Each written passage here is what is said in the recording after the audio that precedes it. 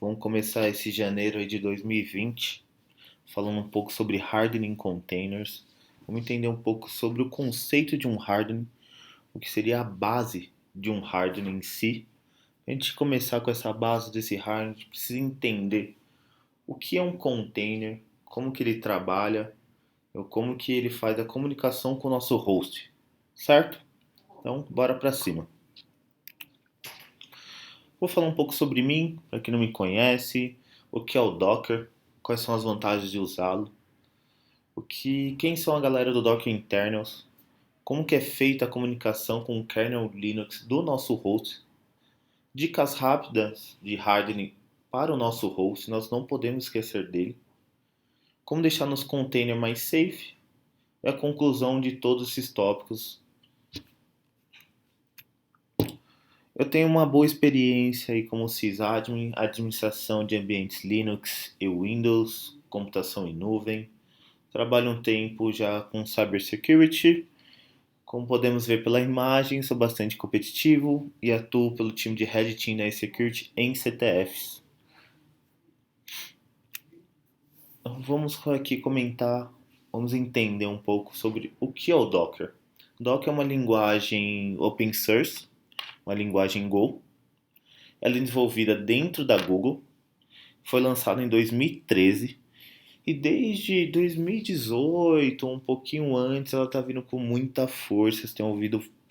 Temos ouvido falar bastante de Docker, Docker, Docker, Docker. Eu acredito que em 2020 Docker assim vai ser uma evolução em muitos ambientes empresariais. Muita gente já está pensando em migrar suas aplicações para Docker.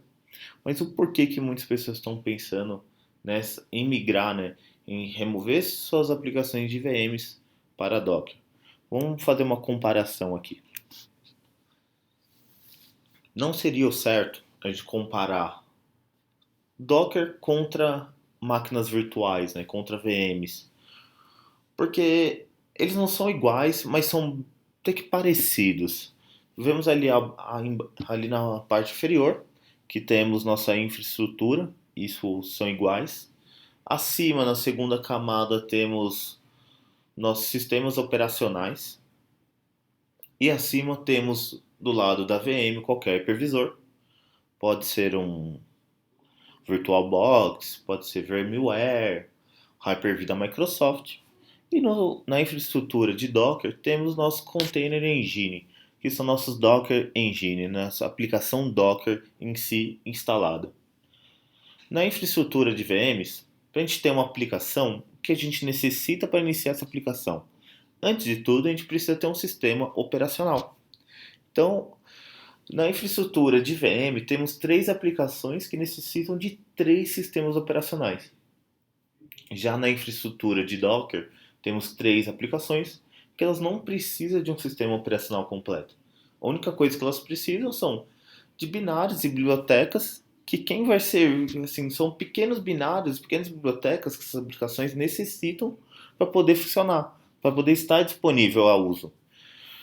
E como que isso é feito? Como que elas trabalham, né? Então, assim, elas fazem a comunicação com o nosso host e nosso host serve alguns kernels do Linux para essas aplicações poderem funcionar, para eles poderem ter um isolamento. Então, assim, a gente consegue ver por essa imagem que cada aplicação tem um isolamento do nosso host, mesmo o nosso host servindo alguns kernels para cada aplicação dessa que não tem um sistema operacional completo em si. E quais as vantagens, né? Então, assim, quais as vantagens de usar o Docker? A gente já consegue ver pela imagem que a vantagem de usar um Docker é não ter um sistema operacional. Então, assim, vamos comentar três pontos de vantagens de usar um Docker. A primeira é a administração, que a gente precisa administrar apenas a nossa aplicação e não precisamos administrar uma aplicação com sistema operacional. A gente tem que cuidar de todo aquele sistema operacional, que é atualização, patches, todas essas coisas de um sistema normal operacional. A portabilidade, vou colocar um cenário aqui, um exemplo, que nós não temos um cluster nesse nossa infraestrutura de Docker. E a gente precisa migrar essa aplicação número um para um outro host, né? Um outro local. Só que esse outro host, ele não é um Linux, ele é um Windows. Vai funcionar da mesma forma se tiver um Docker Engine instalado. Se tiver um Docker Engine instalado, vai funcionar perfeitamente. E o terceiro ponto é o consumo de recursos. Dizemos que na nossa infraestrutura de VM, com nossa aplicação 1, temos um Windows, se a gente colocar ali cerca de 500 megas de memória RAM para esse Windows, vai acontecer o quê? Vai dar merda, vai travar. Não tem como não travar. Já na nossa aplicação em Docker, a gente colocar 500 megas de memória RAM para essa única aplicação, imagine que seja um Nginx, vai funcionar perfeitamente. Porque um único binário daquele tamanho ele é muito pequeno. Então, sem um sistema operacional, ele fica muito mais performático, ele fica mais enxuto e tem um desempenho muito melhor. Mas eu acredito que aí você já tem uma dúvida, né? Como que a aplicação 1 ela comunica com o nosso sistema operacional e mesmo assim tem um isolamento? Vamos entender isso agora. Então vamos lá. Lá em cima nós temos nosso Docker Engine, que contém a nossa lib container, né, que faz a comunicação direto com o nosso kernel, que são os kernels do nosso host. Dentro desses kernels do nosso host temos uma galera ali que já vamos falar sobre eles. Após o nosso Docker Engine, temos uma camada intermediária, que são a libvirt, que é a virtualização, o LXC, que é o Linux Container. Sim, o Linux tentou fazer um projeto de container antes do Docker, não deu certo. E o Docker veio com uma ideia e usa o Linux Container, que é um projeto que não foi concluído, né? Então ele acaba usando esse projeto. O systemd-nspawn, que é nosso chroot. E abaixo temos toda aquela galera do nosso kernel Linux. Temos ali os cgroups, temos o app-armor, o netfilter, que seria o nosso iptables, o namespace, C-Linux. Então, dentro desses kernels, tem um monte de features que compõem todos esses kernels. Vamos entender quem são essa galera que compõe todos esses grupos ali do nosso kernel Linux. Então, aqui, esses são os kernels mais importantes para fazer o isolamento do nosso container. Imagina o que seria o isolamento. Se você tem um container que ele faz uso de alguns recursos do nosso host, você já imagina que ele não consegue fazer um isolamento, né? Ele não consegue se desprender, mas sim ele consegue ter um isolamento, ele consegue realmente, quem olha de fora imagina que é uma máquina, que é um servidor físico mesmo, porque ele consegue fazer totalmente esse isolamento do nosso host. E isso, assim, esses são os principais grupos que fazem esse isolamento. Vamos falar um pouco do namespace, né? Então, o namespace é responsável por fazer uma boa parte do isolamento do nosso container. Por exemplo, o namespace PID é responsável de isolar os PIDs e fazer com que nosso container tenha a sua própria árvore de processos. É isso mesmo. Lembra que a gente comentou que nosso container não tem um sistema operacional. Então, assim, se a gente iniciar um script ou alguma aplicação, essa aplicação vai ter um PID muito baixo dentro do nosso container, porque ele não tem todos aqueles processos que tem um sistema operacional. Então, isso que é o legal de ter um container. Ele não precisa ter toda aquela caralhada de processo que a gente acaba não usando. Entendeu? Então, assim, a gente a ideia do container é ter um container apenas para a nossa aplicação, apenas para ela vai usar. Vamos continuar um pouco. Vamos falar um pouco sobre o MNT. Quem é o MNT? O MNT é o mount, né? Ele que faz isolamento do nosso file system do nosso sistema. Após temos o namespace UTS, que faz isolamento do nosso sistema operacional, hostname, versão do nosso sistema. Ao lado temos o net namespace, né, que cria um ambiente de rede isolado do nosso host. Então, assim, lembrando que, voltamos a falar de isolamento. Então, nosso container vai ter ali nosso ETH0, vai ter o loopback, quanto nosso host também terá nosso ETH0 e nosso loopback. Então, isso é muito legal, ele consegue realmente fazer um isolamento do nosso host, do nosso container e fazendo os mesmos de uso dos mesmos recursos. Isso é muito interessante. Então, assim, vamos falar agora um pouco. Ah, tem uma pessoa que a gente não pode esquecer, que está dentro do kernel do namespace, que é o user namespace. A gente não podemos esquecer dele, é responsável de fazer isolamento dos nossos usuários, grupos entre hosts e outros containers. Então, ele faz isolamento de username, de groups, né? Então, assim, lembrando que X grupos pode ver X containers, X usuários pode ver X containers. Isso é muito legal do user namespace. Ao lado temos o network, seria o nosso net filter, que contém o nosso IP tables, que ele é responsável de fazer o isolamento do nosso tráfego de rede. Então, todos aqueles dados vão passar por X rotas. Então, é graças ao NetFilter que consegue fazer nosso bridge, nosso NAT, redirect até o forward de portas. Abaixo temos os cgroups. O cgroups é responsável de fazer o isolamento dos nossos recursos do nosso host. Isso mesmo. Então, assim, através do cgroup a gente consegue limitar nosso container a usar X gigas de memória RAM, a usar X espaço do nosso host, a usar X IOs de gravação em disco.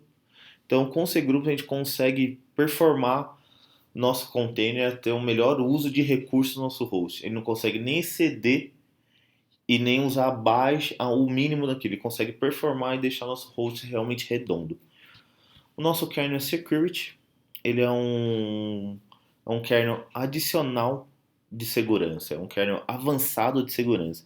Então ali nós temos o C Linux, que é um kernel que não foi feito apenas para ser desativado. Ele é um kernel avançado de segurança muito bom. Ele dá um trabalhinho para configurar, mas é muito bom. Temos o App Armor, que também temos lá dentro. OCcomp. Então, assim, o Security ele é um kernel avançado para segurança. Agora que já entendemos como que é a diferença entre uma infraestrutura de Docker e uma infraestrutura de VM, como é feita a comunicação do nosso, como é feita a comunicação do nosso container para o nosso host e quem faz todo o isolamento. Vamos voltar ali um pouco antes de agora que a gente já pegou esse conceito e já consegue identificar quais são os pontos fracos. Vamos voltar ao nosso host, né? Então vamos lá, dicas rápidas para manter nosso host com um hardening básico, uma base de um hardening, uma base para a gente manter nosso host seguro. É o que? Manter nosso host e software atualizado com patches de segurança instalados, inclusive nosso Docker. Eu vejo muitas pessoas que mantêm o sistema operacional atualizado, os patches de segurança instalados, mas esquece de atualizar o próprio Docker, a própria aplicação do Docker, que seria o Docker Engine, né? Então as pessoas esquecem de atualizar ele. Ele acaba abrindo algumas brechas quando não é atualizado, quando se mantém todos os updates feitos. Partições de disco separadas dos nossos sistemas. Isso, imagine que cada container tem uma partição separada ou então uma partição apenas para X tipos de containers. Que imagina que um container ele acaba usando muito mais discos e acaba usando todo o espaço disponível no nosso host e acaba parando todos os outros containers porque ele encheu de log nossos hosts e acabou parando todo o nosso ambiente de Docker. Isso não pode acontecer, pessoal. Desativar login como root, isso. A gente for acessar, não acessar diretamente nosso host como root, acessar com o usuário com menos privilégio e escalar o privilégio de root após ter acessado. Filtrar ports e IPs de origem para determinados serviços.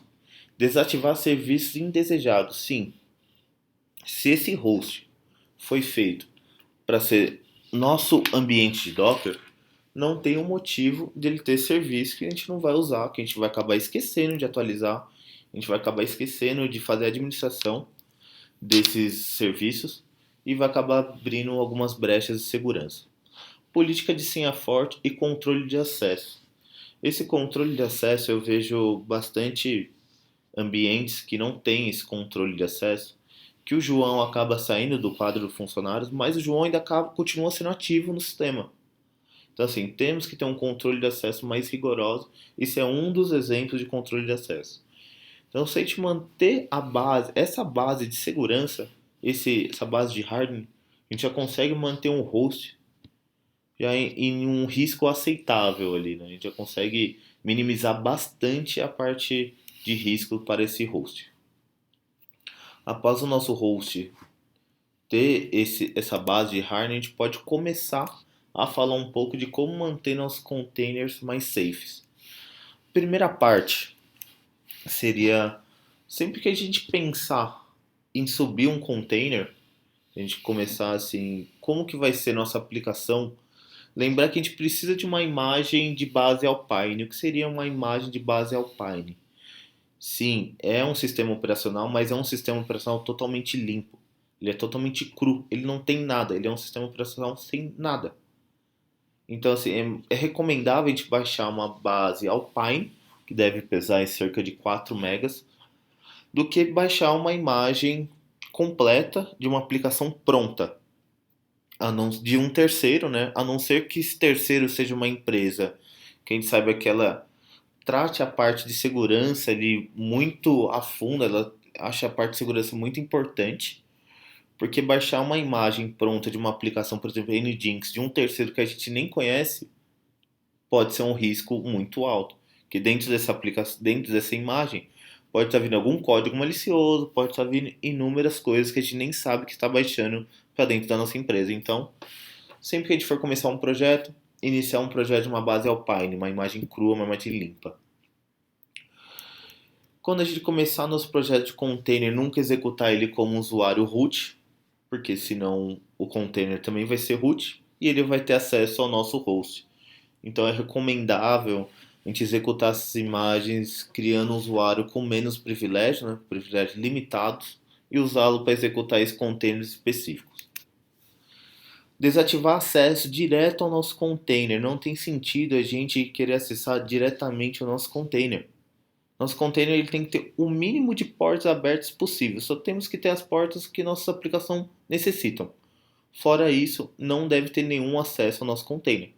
Se a gente precisar alterar alguma coisa em nosso container, fazer alguma modificação, ou fazemos o nosso Dockerfile, exclui aquele outro container e sobe um novo container com com as modificações feitas no Dockerfile, ou podemos acessar nosso host de containers e atachar uma shell direto no nosso container e fazer essas modificações. Tornar o container somente leitura, vou colocar um exemplo aqui para vocês. Imagine que vamos colocar um cenário que temos um front com Nginx e esse front ele se comunica com dois bancos de dados. Então, todos os dados que serão gravados no nosso banco de dados, nesses dois bancos de dados. Então, nós não temos o porquê manter esse nosso container, esse nosso front com assim, permissões para gravações nesse container. Então vamos deixar ele somente leitura, porque ele só vai transpor os dados, comunicar os dados direto para o nosso banco de dados e será gravado no nosso banco de dados. Então nós não precisamos manter esse container com permissões de modificações dentro dele. Um isolamento de rede, isso é muito legal, fazer isolamento de rede. Voltamos um pouco a falar sobre esse nosso cenário que acabamos de falar acima, que seria o quê? Digamos que o nosso Nginx se comunica apenas com esses dois bancos de dados e mais nenhuma outra aplicação assim na minha base de containers irão enxergar esses bancos de dados. Apenas quem vai poder comunicar com esse banco de dados é o nosso front Nginx. Então a gente vai criar um isolamento de rede dentro do Docker Zero. Para quê? Apenas o Nginx vai comunicar com esse banco de dados e mais ninguém. Esse isolamento é muito legal e pode ter inúmeros outros containers ao lado desses bancos de dados, mas eles não vão conseguir enxergar esse banco de dados, além o Nginx. Como já explicamos, né, volumes em partições separadas. Limitar o uso de recursos. Sim, gente, é muito importante limitar o nosso container. Quais são os recursos, limites que ele vai poder usar do nosso host? Se a gente não limitar, vamos colocar novamente aquele cenário. Imagina que o nosso Nginx está publicado para a internet e ele não foi limitado ao uso de recursos para o nosso host, né? Então, vamos dizer que ele sofreu um ataque de DOS, ele vai usar todos os limites de recursos do nosso host e ele vai parar desde o nosso front, desde todos os outros containers que estão em cima do host, ele vai parar o nosso host, isso devido a gente não ter feito uma limitação de recursos no nosso container. Então isso é algo que nós não podemos esquecer. Já aqui vamos falar um pouco do senso comum, né, que é não colocar senhas dentro do nosso Dockerfile. O Dockerfile é o arquivo que ele é usado por o Docker Compose, né, para ele poder criar nossos containers. Então não é recomendável colocar nenhuma senha dentro dele, porque essas senhas vão ser em texto claro e o Docker lê esses arquivos para poder criar o nosso container. Então não é recomendável colocar nenhuma senha dentro dele.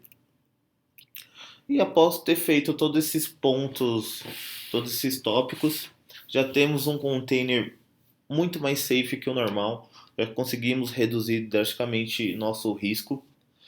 E após ter criado esse container com todos esses tópicos, podemos usar o nosso Docker Bank Security. O Docker Bank Security ele vai conseguir nos trazer um overview muito maior sobre segurança, muito mais a fundo sobre segurança dos nossos containers.